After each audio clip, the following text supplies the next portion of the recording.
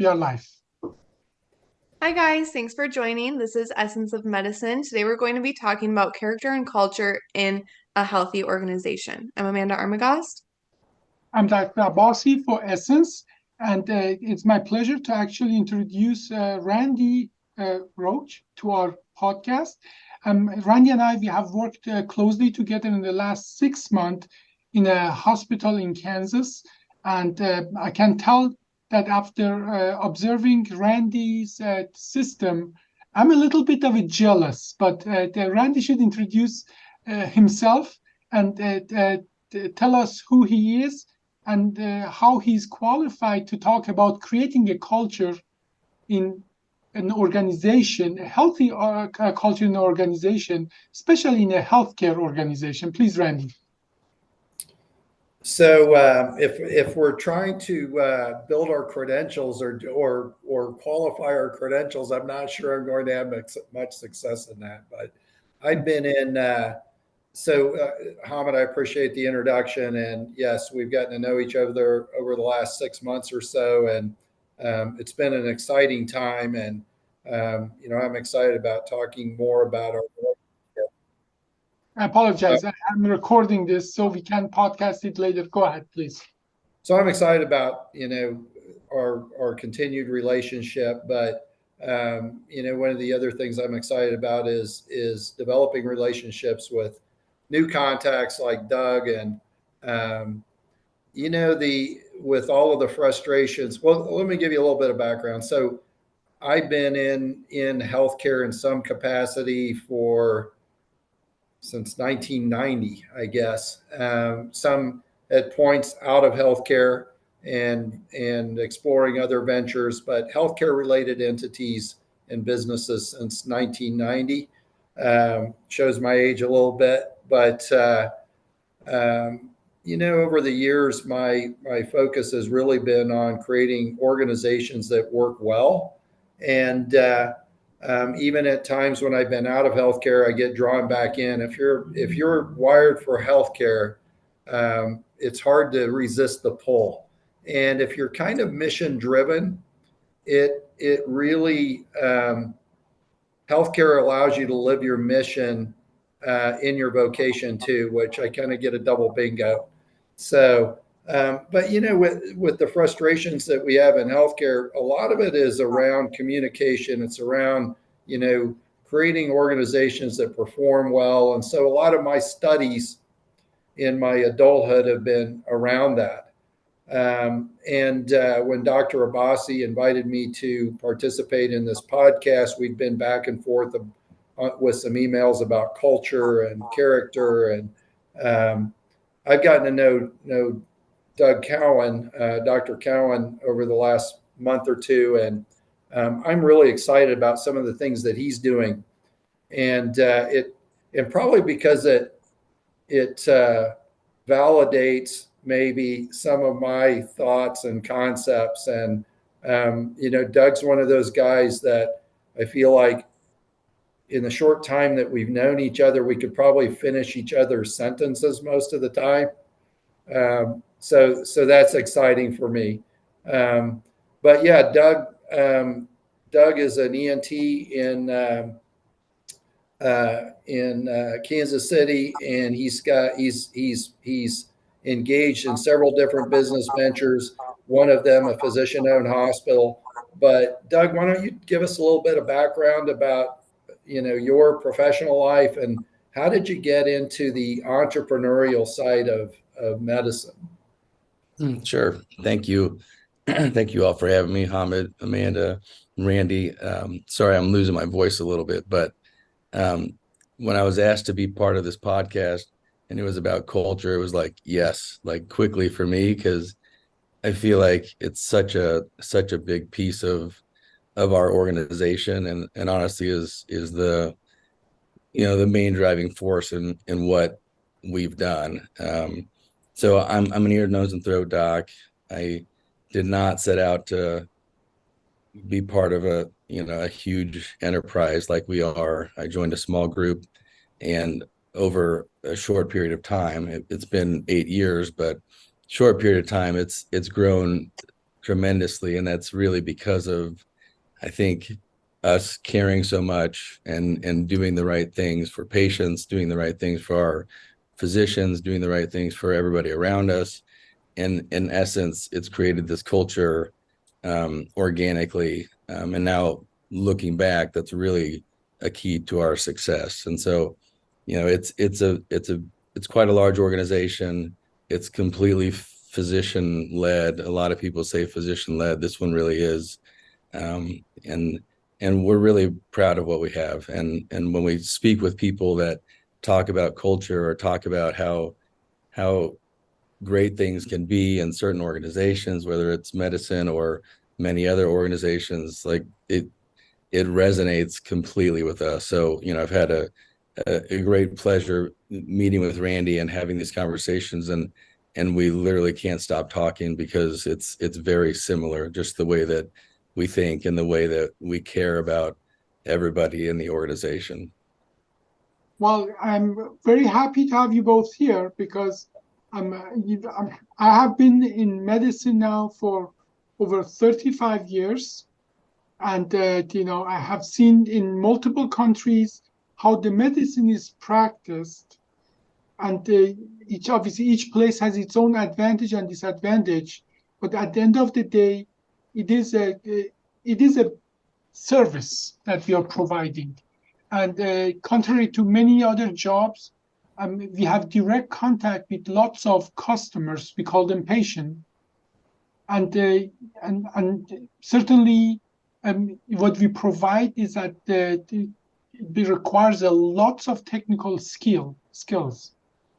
But I notice myself that in many cases that we doctors, good doctors, we learned how to communicate with the patient. Mostly, we are able just be like a human when we talk to patient, but once we get out of the room and the patient is the door to the patient is closed, we are just different people. We are just we behave differently toward the patient versus the rest of the team often. And I want to give you a little background about that. And I want to tell you that is not by chance that lots of doctors, a lot of surgeons by default are not the best communicators. They are not the best, I would say, human resource leaders or administrators.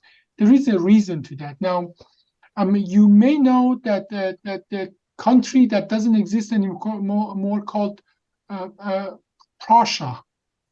It was a part of the German Empire. It doesn't exist anymore because their territory partially was absorbed by Russia, partially absorbed by Poland.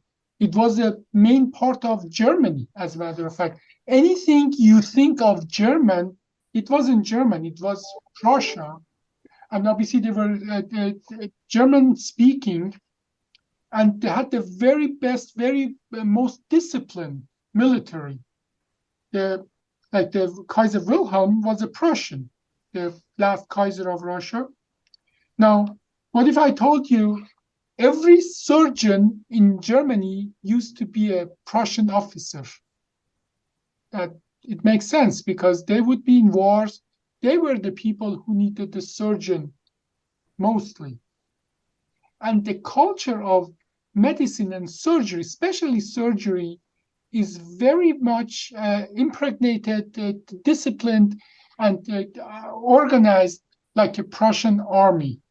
And the Prussian army was known to be very disciplined and like very well tuned, but they weren't very well known for their Bedside manner. Bedside manner of human skills. And I can tell you stories that this change, that we surgeons are not like a Prussian officer, army officer, that we are not like them. This culture, this is new.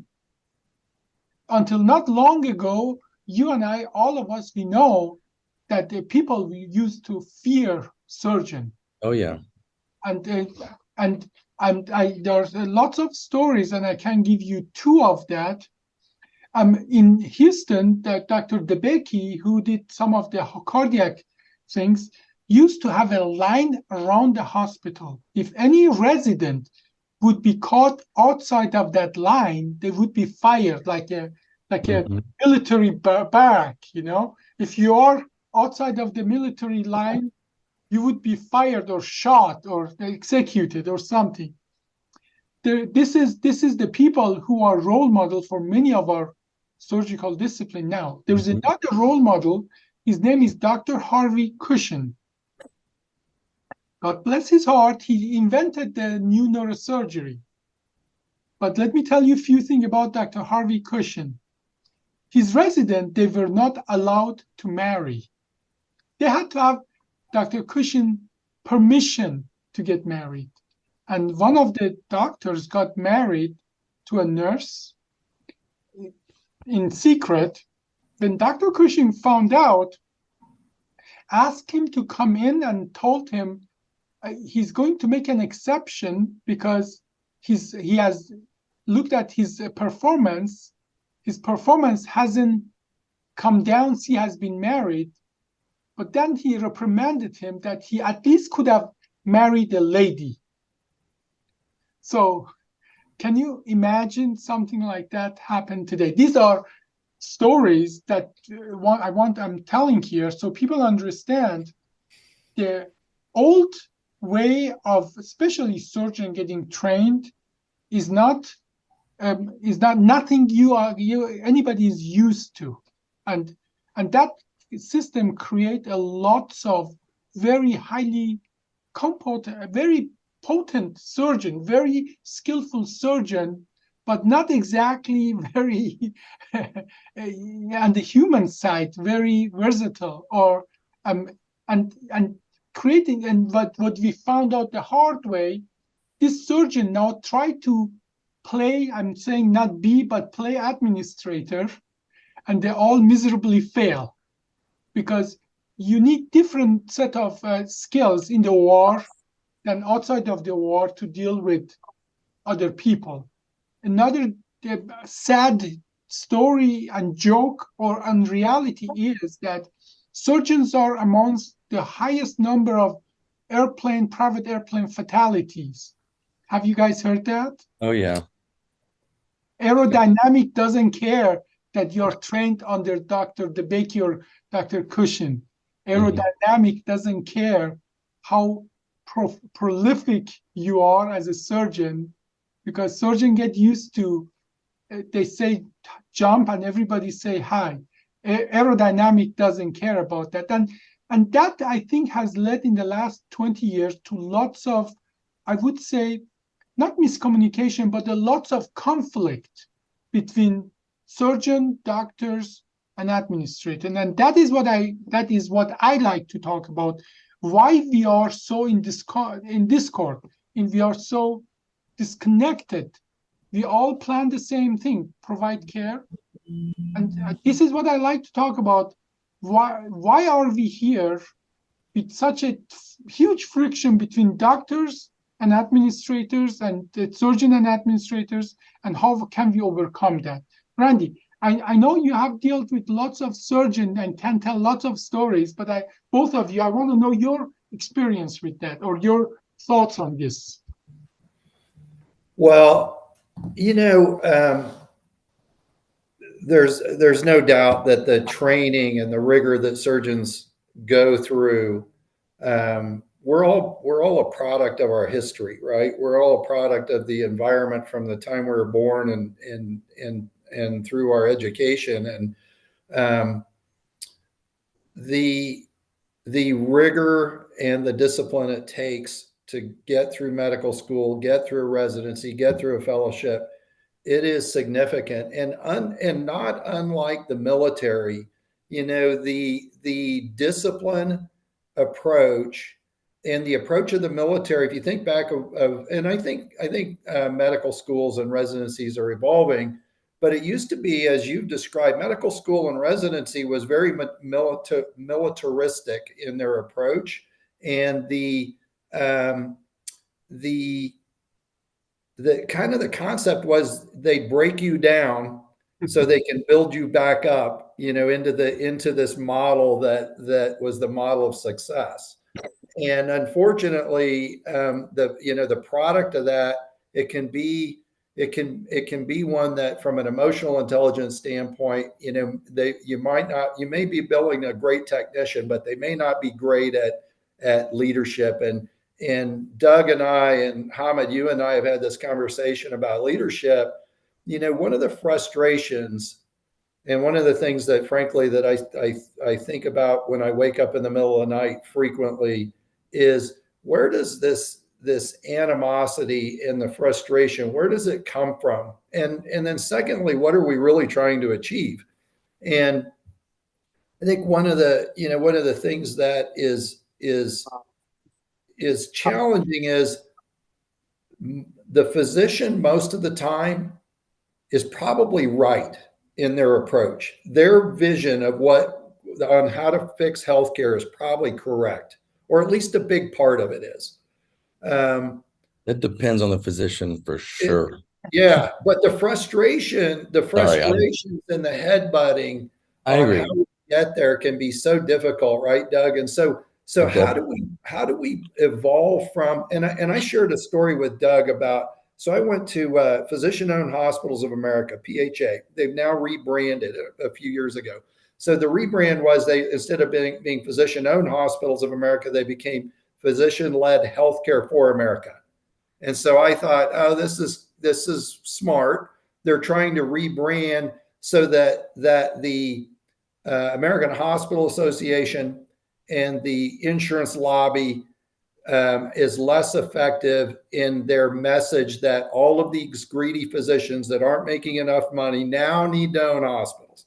So they're trying to move away from that. And so I went to the first meeting after their rebrand, and you know what I found? That wasn't true. I was in a conference full of physicians that were passionate about healthcare, passionate about their patients, passionate about evolving models to be better stewards of the resources that we have. And we're sitting together with physicians who are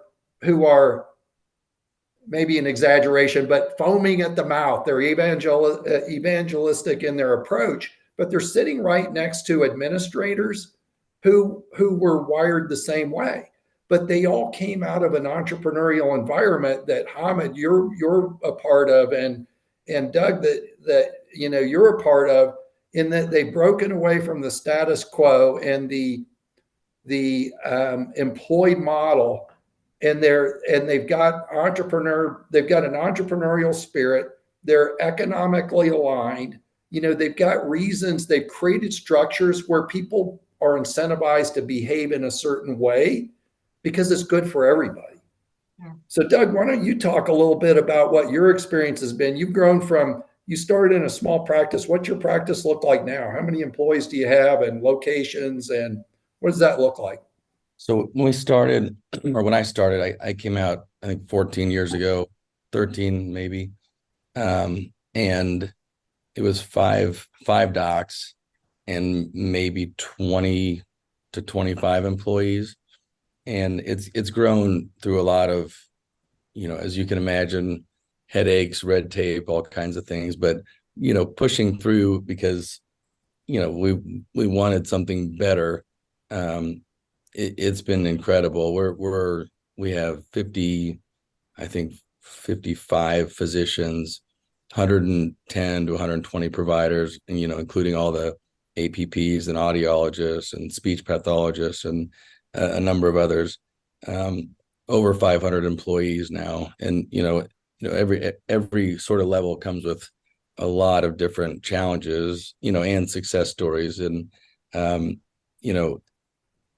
in a position now where it's still like, what are we going to do next? And why are we going to do what we're going to do next? And, for us, a lot of what we do is because of the people that we like, right? So why did we go into emergency medicine as an ENT group? It makes no sense, from a business model. But when you have some amazing emergency physician docs that have a great idea, in my opinion, and they're good people, and they're going to own it and take it and and do everything they can to make it work because they're great people and because they care in the right capacity, like I'm willing to go at risk with them on that.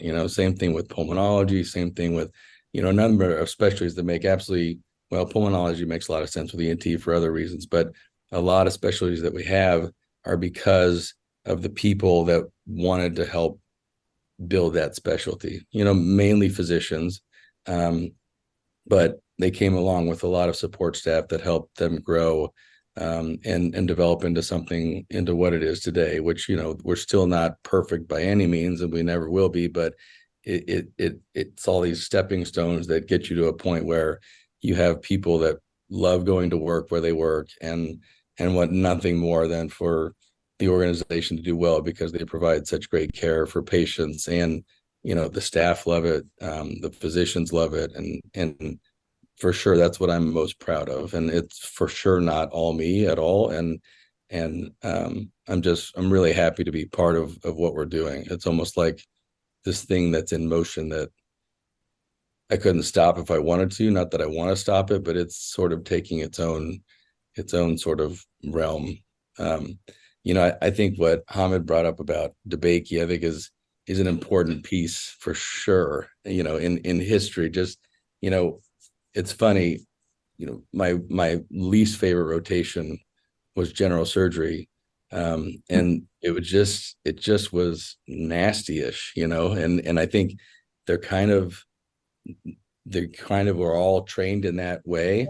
I mean, I'm an eternal optimist, which is not always what you want, from a business person, which I'm definitely more of a physician than a business person, but I'm wildly optimistic. And so when I love that history piece, like for me, it's like, I don't see that as much now from like the new general surgery residents, like history, somewhat bad history in some instances, like especially the way they treat people, not necessarily patients, but just like their own residents and colleagues and things like that. That's going away, I think. And I don't think it's ever coming back, and slowly. It's going away very slowly. But Yes. it is going away, which is It's just going something to away. definitely take note of. I think now people are kind of waking up to, yes, you are at this level, but we're all we all need to be here. So you need to treat people pretty much respectfully. And Ali, your son, he kind of attested to that. You guys might not know, but Dr. Abbasi's son is in school right now for surgery. Nice. And he's doing general surgery, right? Yeah, in San Francisco, and I think he has the nicest residency I have ever heard of. I think, my thoughts on that is, yeah, maybe you come out of it and you're still a human, Right. But that's the culture thing. I think, Doug, one of the things you're describing is so true. It used to be that when you got out of your residency and fellowship, you reached the pinnacle, and those were the credentials that propelled you into your career. Mm-hmm. It almost feels to me like that is becoming the permission to play. Agreed. And what propels you in your career is how well you can work with people to get things done. So Pat Lencioni, an author that I've read off and on for probably decades, but Pat Lencioni talks about the ideal team player. And if you imagine a Venn diagram, and the Venn diagram is humble, and humble's easy. We know what humility is, right? It's lack of arrogance. And so the ideal team player has an equal balance of humility. They're hungry. And when I say hungry, I don't mean greedy. They're not hungry because they always want to acquire more. They're the person that you got to kick out of the clinic or the office at 7 o'clock at night, not because they're workaholics, but because they just love making a difference. They're there because they love to make a difference. And then the third circle in the Venn diagram is smart, and it's not IQ, it's EQ. It is how well they can work with others to accomplish their goals, to get things done. So equal part humble, hungry, and smart is ideal. And one of the things that our HR person does is when she brings people into interview, and whether they're physicians that we're recruiting or they're people that we're interviewing for customer service roles, she lets them sit out in the lobby, in the waiting room. And the CSR that's at the front desk observes their behaviors. Do they look people in the eye? Do they engage people? Are they smiling? Are they, how do they behave when nobody's, when they're not interviewing? Now So you gave it away, Randy. Yeah. Now tricks don't work anymore. I know Stephanie's got some more tricks. So She's got more. This reminds me of, this is a few years ago, but we were hiring a lot of people and interviewing, from front desk to physicians, and a lot of other areas in between. And it's like, how do you pick somebody that is going to do the right thing, or just intentionally is just going to like help? And there was somebody shadowing in the room with a patient, and I had some documents, and I think it was labs and imaging, and I dropped them on the floor, accidentally, and I'd bend down to pick them up.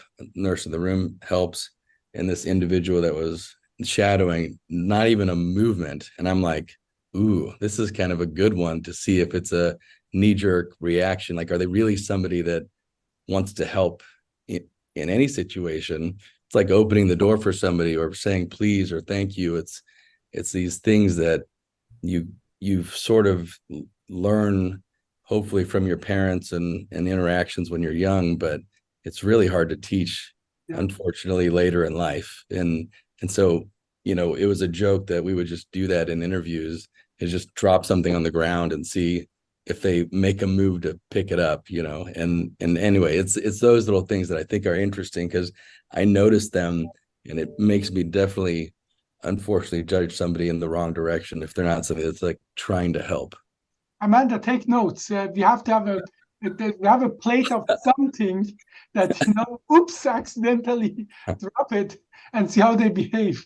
Yeah, for sure. Actually, you want people that want to help, for sure. Yes.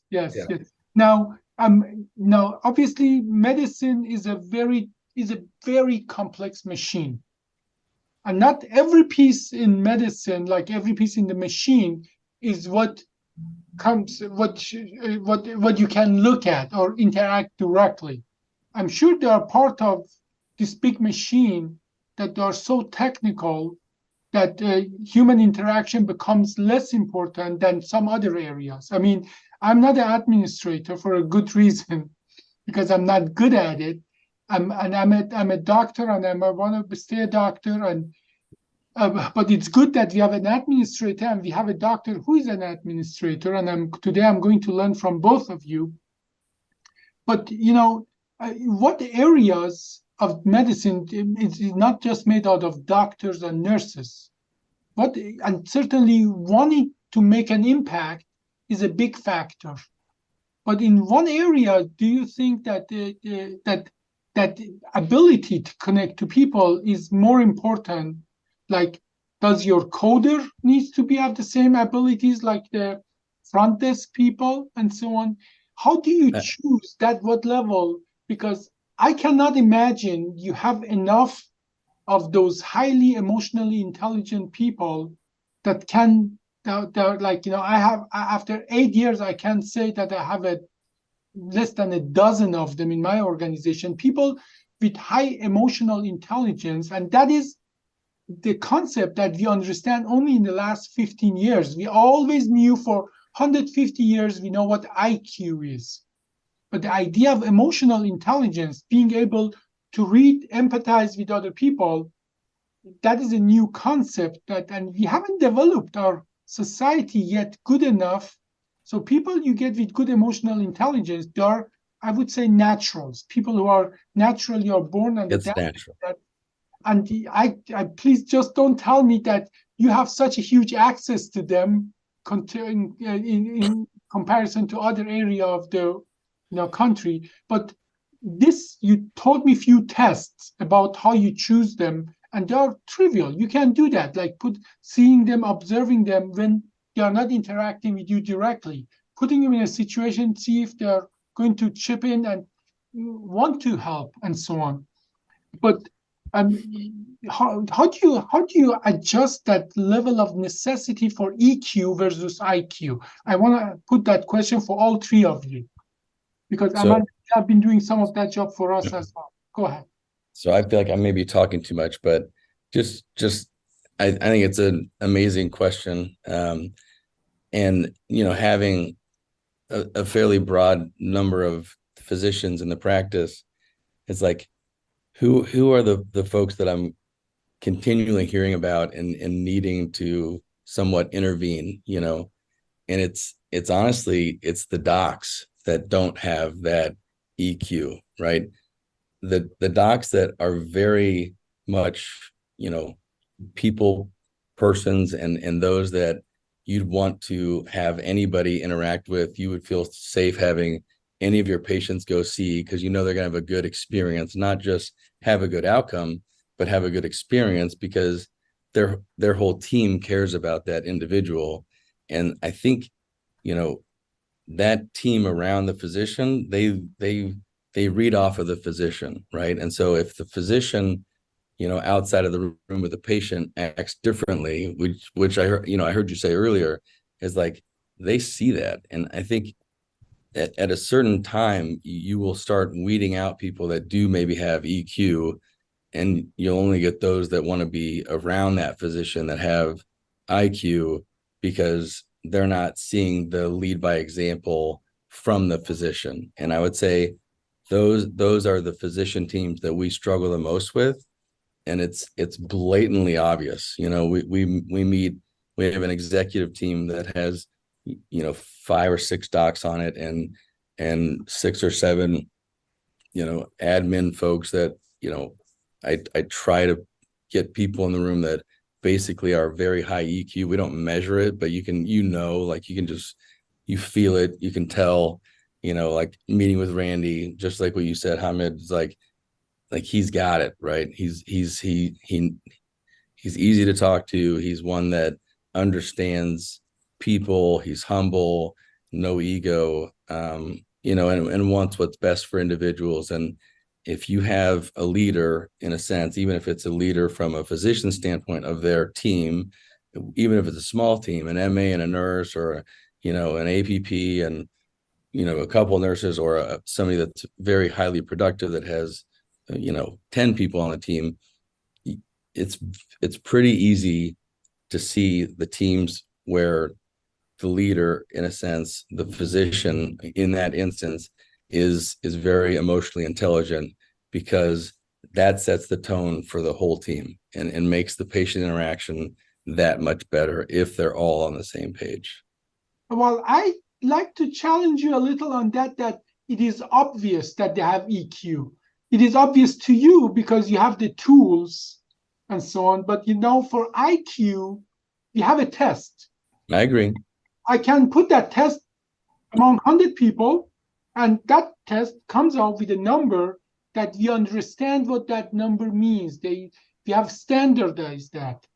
For EQ, we have not done that. So something that comes easy, because you have that naturally, you have maybe that tool, may not come naturally to others. Randy, I want to know, is there a benchmark that you can, you gave me some example, but are there tools available for organization, not necessarily for a person who has hired 5,000 people, but for organization is getting into that? Are there tools to measure EQ of a person and see and use that to put it in context? I mean, obviously, if somebody is just repairing my ventilators and has no contact to anybody else in any other regard, I really care about his IQ of fixing the ventilator rather than human skills and so on. So you see, as an organization, you need a variety of people. For sure. We need as well those Asperger's people who have no human skills like me and have more technical skills. But what tools are available, Randy? So, yeah, I think there's a 2-part answer to that, maybe. So one is, are there tools? There are. I've used Profile XT, I've used Predictive Index, I've used MBTI, I've used DISC assessments. There are behavioral assessments that can help. Most of those assessments, what I found, are better coaching tools than they are selective tools for determining whether you should hire an employee or not. But it's amazing how many times an employee will I'm just struggling with something about them, and I'll pull out their Profile XT or their PI or whatever tool we used, and it's like it's right there. I chose to ignore it when I hired them because I liked something about them, and it's like, well, this is the part that's driving you crazy. You know what? So I think those tools are great coaching tools, and I think they're helpful in developing people's EQ and their ability to work together on a team. So there are questionnaires. Tools. Can you explain? Yeah, they're questionnaires. They are questionnaires. But the second part that Doug kind of alluded to, and I suspect we all caught it, but in American politics, there's a saying, and I'll probably butcher it, but the public has exactly what we deserve, right? That we've got the representation that we deserve in politics. And that's kind of indicting, but it's also, I think, it's also true in organizations. What you've got in your organization is a reflection of what you've created. It's a reflection of the leadership. And one of the things that I think is misunderstood by many, many physicians complain and grumble because they don't have a seat at the table. They're no longer in control. And how are we going to get control back? And and what they don't understand is they're still the most influential person in the organization most of the time. Send an administrator down the hall and send a doctor down the hall at the same time. Who do you think everybody's paying attention to? It's not the administrator. The doctor still has influence. So when they're bitching and pardon me, sorry about the language. Okay, you can say swear words. When they're complaining about something, they are influencing the people around them. When they're frustrated, they're influencing the people around them. So the behavior that comes out of their frustration can either be a positive on the organization in how they respond or a negative. I'm reading a book right now. I'm actually finishing one book. It's called, The Untethered Soul. And it's so it's not written from a religious perspective, but it recognizes the psyche and the soul, and it's been really helpful for me because I don't sleep very well at night. It's hard for me to kind of shut things off, so I'll fall asleep at 11 or midnight, and then I wake up at 2:30 in the morning and I can't go back to sleep. And I used to write things down in my phone or make notes so I could release it and go back to sleep. But this book has been really helpful for me to train myself, my psyche, to calm myself and be able to help me sleep. And if it can help me go back to sleep, it's got to be helping me with dealing with other issues through the day. It's called The Untethered Soul.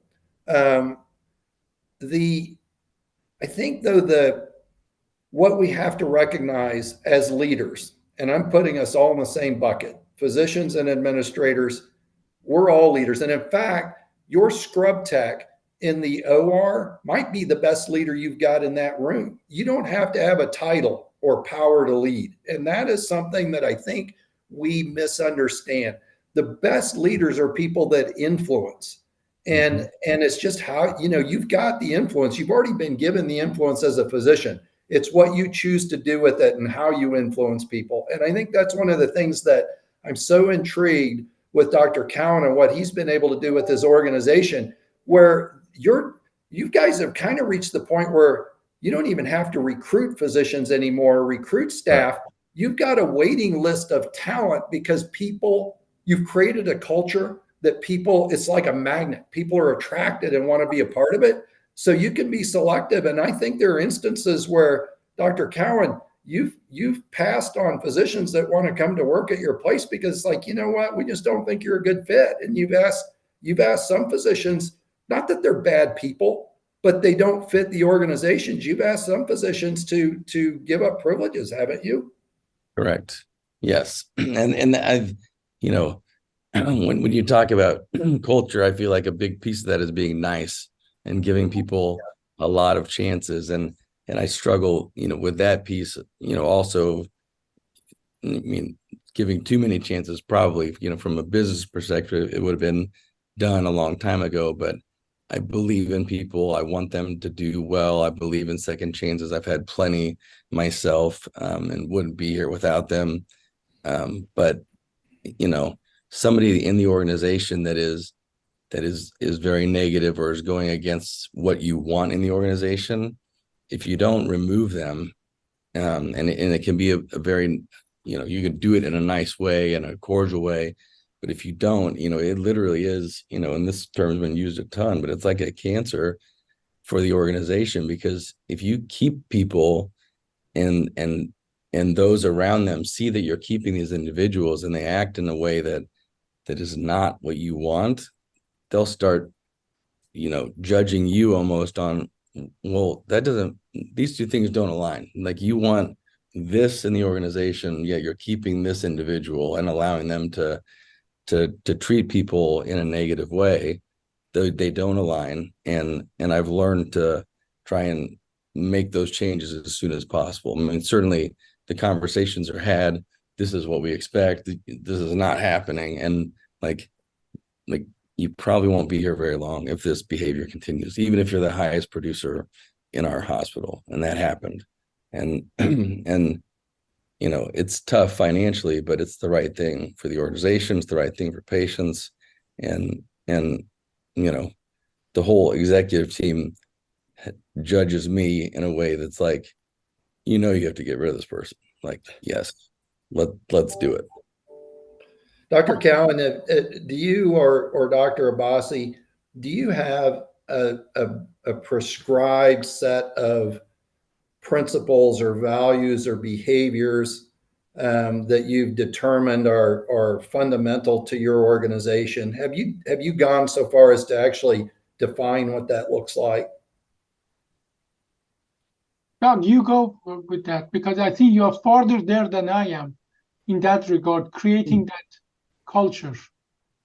I'd say we have, but I wish it was a little more well defined. We've written it down, we've shown it to the organization, but it's been probably 7 years since we've done that, and things have changed and different people were involved. But it's a lot of the things like we're talking about, but it could be very much more, defined and way more, like showing examples of what we mean, not just saying, hey, we don't like, ego doers. We don't like people, we don't want people that are doing things, on an island for themselves. We want nice people, like, in a sense, yes, we've done it, but to your I think point, Randy, is we don't do it as well as we should, and we should do it better.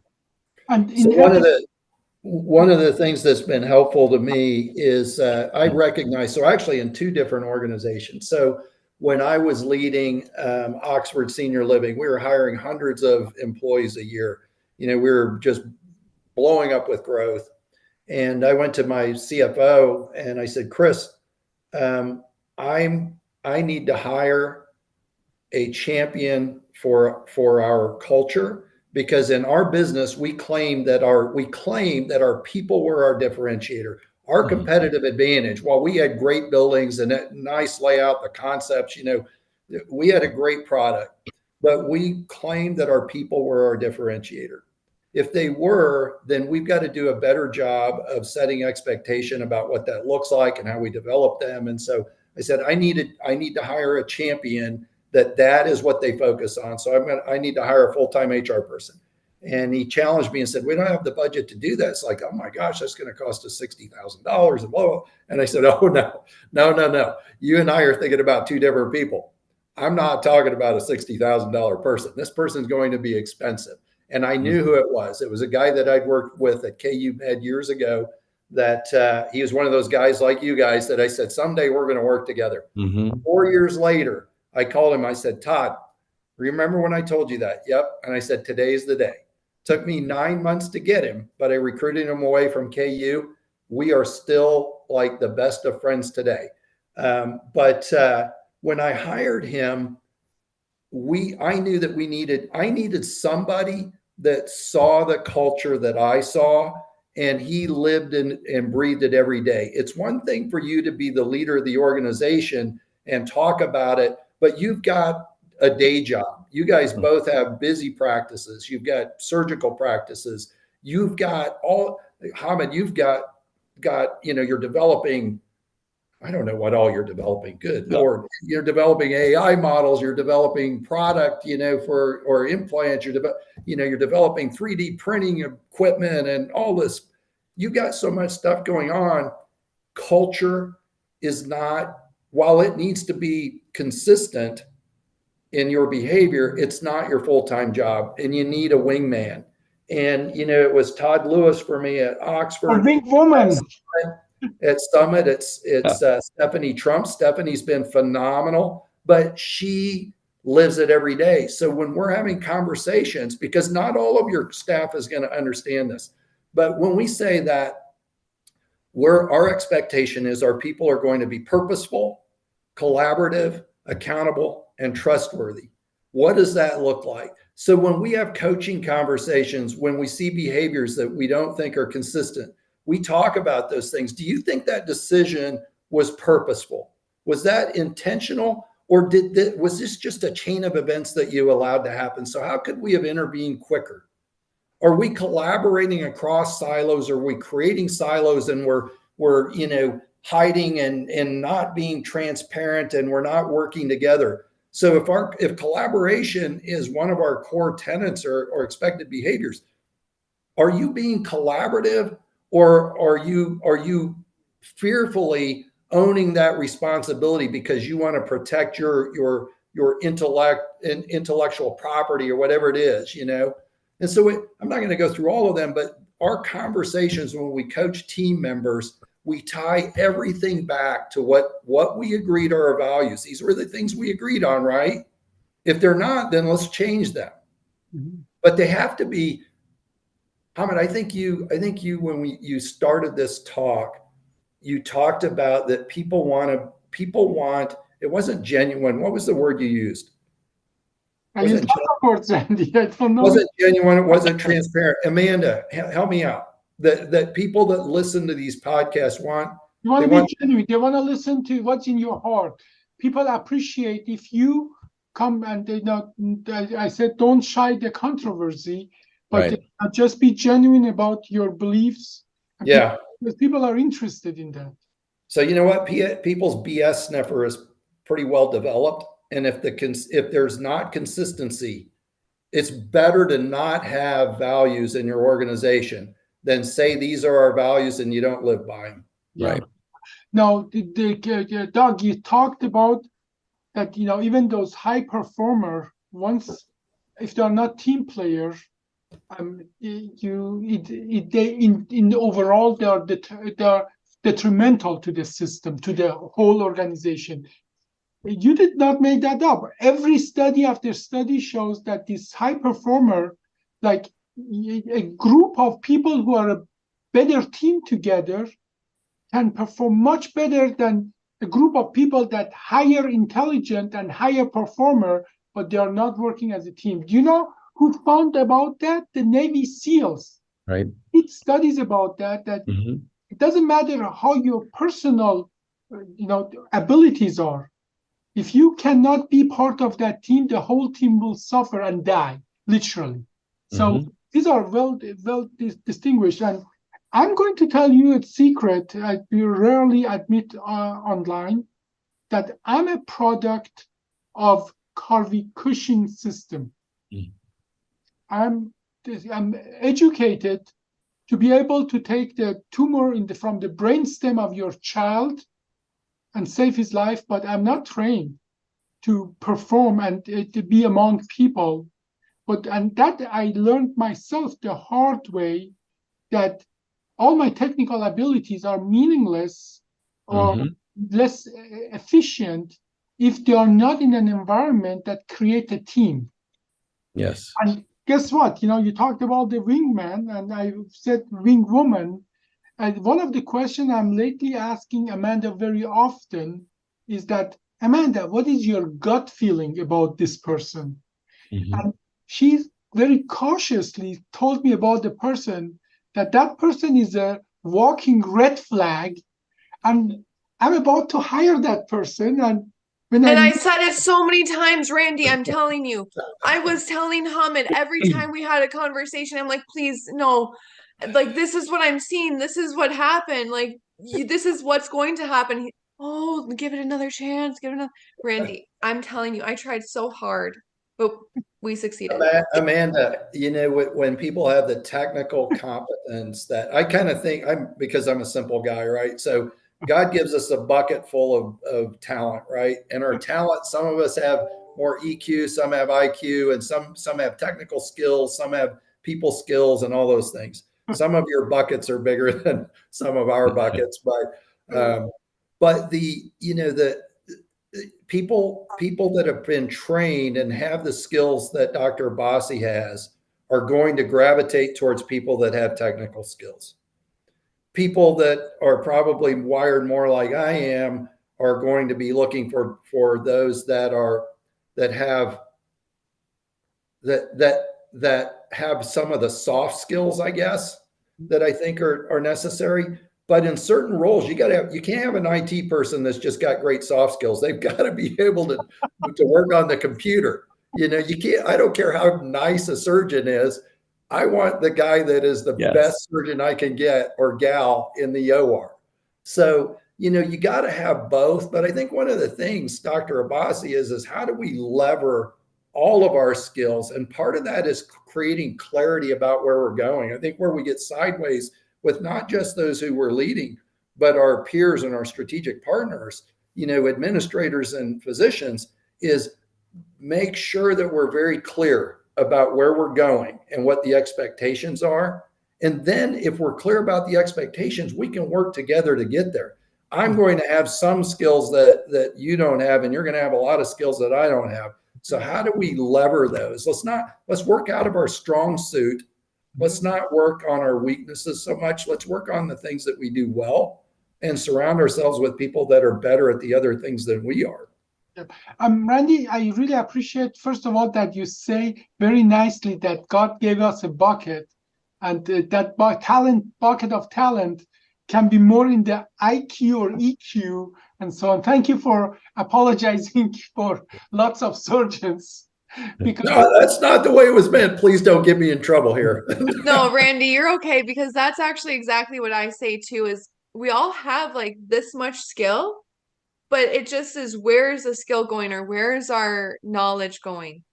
Well, I got to tell you, so Dr. Abbasi, a good friend of yours and a mentor of mine and a business partner of mine, Jeff Turner, who was the head of Boeing Wichita for a great period of his career. He's got advanced degree after advanced degree from the best universities in the world, and you would never know it talking to him. He is so humble, but he's got a big bucket. You usually wouldn't be able to tell, but he's got a big bucket. But his superpower, in my opinion, is the ability to read people quickly, and he's got an ability to understand how to work with people to help them achieve what they want, and thereby he has success. When I've asked him about when you broke off from Boeing and started Spirit AeroSystems, started a company, became the CEO of Spirit, how did you have success with that? That should have failed like 100 times. How did you have success? And humbly, he says, I figured out that my biggest strategic partner was most people's biggest enemy, which was the union. And he said, I made sure that I made friends with the union. They could trust me. I may not tell them what they wanted to hear, but they knew I was a man of my word. And when I said I was going to do something, I did it. And he said, I figured out how to help the union achieve what they wanted, understanding that the company also has to be successful. So a big part of his success was working with the union. You think working with doctors can be difficult? Work with the labor union. Now, I'm talking about, leading, and that is, I think, Jeff is truly a marvelous man. And I think truly his superpower is to be able to empathize with the other side. I don't want to use the word enemy, but the best way to win a challenge or whatever you want to call it is to know to make a deal with anybody. You have to know what is the other side craving best. Mhm. That part is having empathy, and I think that is what truly makes him different than many people. And I think, Dar, that is as well as super strength you have, and probably I'm not sure if you know it or not. Some people have just skills without knowing they have those skills. Is that you can empathize with a large group of people. Mhm. That this comes to you so naturally.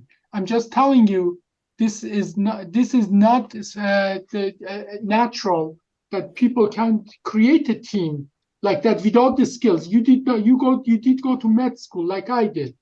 Right. I can guarantee that your med school did not teach you these skills. So this must come natural to you. And unfortunately, the many physicians, they are good at the technical side, but they are less educated or trained on the other side, and that is where the partnership comes. Agree completely. But that is like if your heart is in the right place, once you have a small team, just propagates. It just becomes bigger, and so on. And that is what I notice in my organization. That for a long time, I'm going to use your words, Randy. I'm bitching and complaining about, why are we not there? Why are we missing and not considering? I am the problem. I put the people in charge that are walking red flags, and I don't get rid of the people who are red flags. Yes. And then I get upset about why are things not happening? And obviously, and that is like a vicious circle that goes on and on and on. So I really salute you that you have been successful to put that together. But as well, I think my learning days are not over. No. And just being able to say that you were wrong, I've messed up a ton, but as long as you learn from it, and your heart is in it and you want what's best for everyone around you, like you start making the better decisions or realize somebody needs to go, or there's a lot to it, but you push through in the right direction, and things I feel like go very well. Now, that interesting part is that I can tell you on the medical side, I created a system that no mistake, no bad experience goes unnoticed and unlearned. I have a database that I literally write down that I gather lots of data. It is really, this dichotomy is even interesting to me, that on the medical side, which I'm trained, I have this system, a self-correcting system. That's right. Every month we look at the data but on the human side, I don't have the tools. And if they walk with Amanda's words, the person doesn't have red flags. The person is red flag, walking red flag. And I saw all the signs are there. And I still, as you said, there are skills I see there that I think it would be good for organization, not considering that the organization is not just made of me and that person. It's made of bigger group of people, and the biggest engine on the wrong car is going to just destroy the car rather than provide energy for the motion. Well, right. But I guess that is where Amanda comes from. Amanda, I think, is an empath like you, that so lately I have been outsourcing my EQ, and once in a while Amanda gets just a text from me. What's your gut feeling about this and that and so on? I think we can as well surround ourselves by people who have better skills at those things that we are lacking, and as well use those information. So, well, it has been truly a tremendous, advantage, really privilege for me to listen to both of you. But I like as well, we'll hear from all three of you, actually, including you, Amanda, in your organization where you are. Where do you see yourself in 1, 3, and 5 years? What are those goals? It seems that on the human resource part, which is, by the way, the most expensive part of any business. We know in 1, 3, and 5 years, what are you planning to do with the skills, with the emotional intelligence, and with the team that you have built? Where do you plan to go? Doug, do you want to start? I think he was asking you. Okay, I can start. So it's really hard for me to say like a good idea of where I will be in 1, 3, and 5 years because our organization is changing so rapidly. Even if you asked me this 6 months ago, I wouldn't be able to predict where I am today. So I think in 1, 3, and 5 years, I would like to become more of a leader, continue my HR role. I don't want to be the HR person. I really enjoy the role that I'm in right now, where I kind of have my hands in a lot of buckets. I would like to kind of be his or her support person. I would love to be a part of the expansion and just really upping my marketing side as well. I feel like right now I take on a lot of administrative roles and I don't get to do any marketing. So I think that's like 1 year. 1 year is more HR and more marketing. And then in 5 years, I would really like to have a full team with multiple HR people where we can, like Randy said, actually write it down. Like, what are our values? What do we identify as a group? And just continue that role. But that is another question for Doug and Randy. You have the tools. 1, 3, 5 years. How are you going to put those tools to the best use in the near and maybe midterm future? So probably an easy, excuse me, generic answer, but I've learned that it is so crucial to surround yourself with great individuals.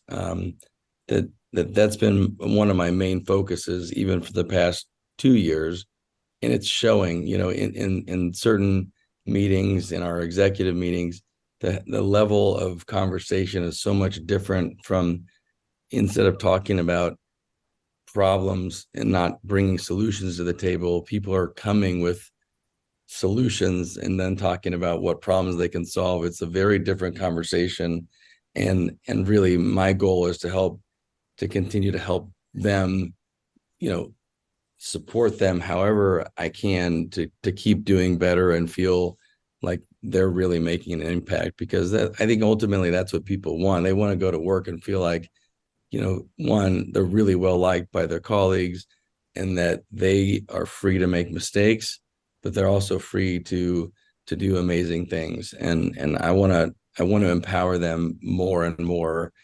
and have it be that I'm not as involved. I still want to be involved, but I want an organization where I'm at the table, but I'm not the one driving, all of the decisions, and we're getting there. And I'm really happy to be at this sort of turning point, because I really want that for our organization. It's better for the organization if I'm not the one making the majority of the decisions.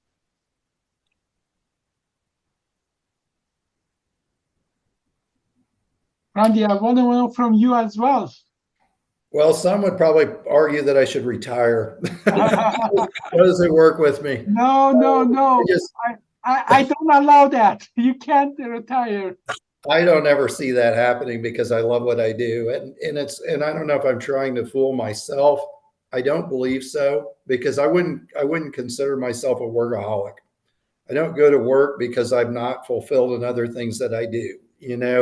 I have lots of interest outside of work, and work is not my identity, but I love making a difference. I love to have an impact. And so I told you I'm just finishing a book called Untethered Soul. I also just started another book that a good friend and another mentor from years past wrote, and it's called A High Impact Life. And Pete Oakes wrote it. And I started reading it and knowing Pete really well and kind of watching his transition through life and the impact that he's had. It's interesting to read his book and or to begin reading his book. And one of the comments that he made that's sticking with me is when he was younger, in his 40s, while he had a drive, a mission, he was mission driven, but he still treated what he had as an owner, which I see as a good thing. Treat it like it were yours. Treat it like you own it. Treat that resource like.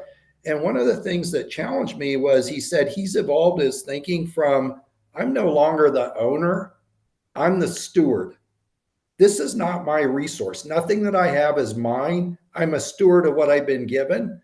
So I think, recognizing that we need to cultivate a culture of stewardship where we take care of precious resources.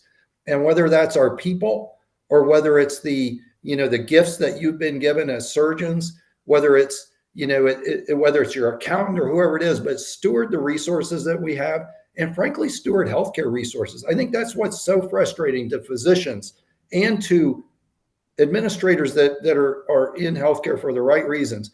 What's frustrating to us is see the lack of stewardship and the waste in healthcare.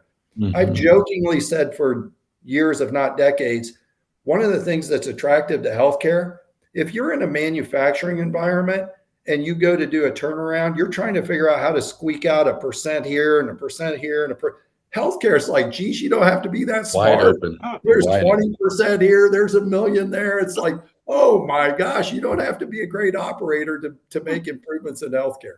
So, I think that's one of the, there's a lot of low hanging fruit, but I think working together to change a system that is so broken. And I think that's what I want to accomplish. And I don't think that things, there are coincidences, but I think a lot of the times relationships and people are put in your life for a reason. So, Dr. Abbasi and Dr. Cowan, when I connect with people like you and I see the innovation behind Inspired Spine, and I see the patients in our hospital and the impact on them, and they're walking down the hall 2 hours after surgery when they've been turned down because of a high BMI and all these comorbidities by some of the best, I won't say some of the best, some of the most recognized surgeons in the country have turned them down and said, we can't do anything for you, and we can't. So to be able to take that throughout the country, to take those technologies, to be able to team with a surgeon like Dr. Cowan, who gets it when it comes to how to build healthy organizations. And to me, it's like, Dr. Cowan, you're no longer building organizations. They're just growing organically because of what you've developed. They're growing not on their own, but so when I look at the folks that have been placed around me and mentors like Pete Oakes and Jeff Turner and folks like that, I think there are some phenomenal things that we can do. My fear is not over the next year to 5 years. I wish I could rewind the clock 20 years and have the opportunity I've got now. Yeah. But yeah, two things you said I really love, that we are steward, not the owner of our resources. Yeah. And that's a hard one. That's a hard one for me, by the way. But the second thing, what if you could turn the time 20 years ago, but not for yourself, for a young group of people, that they can be your mental children, and they take your legacy. So I cannot go back 30 years. Nobody gave me a chance when I was a young man. But I can be the person who gives lots of young people Exactly. a choice to be the best version of them. And I enjoy that. That is, I think in my 1 year is obviously expanding my service, teaching what I do to other surgeons, because I know we can help lots of people, but there are more of them than I can manage myself. I need to give the skills to other people. So I'm very proud of our so-called soft transition, where we train this new surgeon. But as well, I'm proud of my group, like Amanda or Misha or Jimmy or Kurosh, that practically they're my version 30 years ago, and I cannot go back in time and use all the knowledge and the resources I have now 30 years ago for myself. But I can make sure that they now have those resources, and by giving them these resources, we have a group that we are planning to change lots of ways. Spine surgery is done, medical documentation is done, how clinics are built, and so on. So by putting effort and the resources in young people, I know everybody complains about, oh, young people, they are so this, they are so that. It was a really interesting presentation. That person was reading how old people are complaining about young people. At the end, we found out he was talking about Socrates, Aristotle, Caesar. People 2,500 years ago were complaining about young people. But at the end of the day, everything comes from young minds and inventive minds. And I think that is what I want to be a steward of. I want to not own them or control them, but give them opportunities that I didn't have myself. So I'm hoping that actually is something I can do in the next 1 to 3 years. Well, it has been a tremendous privilege, Doug and Randy, have you both here. And one day I would like to invite Jeff to tell me about all his secret sauce. I mean, there's a lot we can learn from him, but it is getting late, and thank you so much for joining us for this episode of Essence of Life. Correct, Amanda? No, this was Essence of Medicine, Character and Culture in Healthy Organizations. I think that fits more to Essence of Life, but it's It's actually medicine. It's done. Okay. Awesome. Yeah, Thank you all. So Dr. Abbasi, I'm excited for you to get a chance to meet Dr. Cowan face to face. I suspect that'll happen pretty soon. And yeah, I think there are a lot of opportunities for us to find ways to work together. So, well, I'm very happy to meet you, Doug, and I'm hoping we can meet soon. Randy, please share my information so Doug and I can contact, and hopefully within the next few weeks, or maybe next time I'm there, we can meet as well in person, hopefully. That would be great. That'd be great. Thank you, Amanda. Thank you, Randy. Thank you all. Amanda, thanks everyone. For hosting. I appreciate you facilitating this. Thank you. Okay. Thank you, guys. Have a great weekend. Bye-bye. Bye-bye.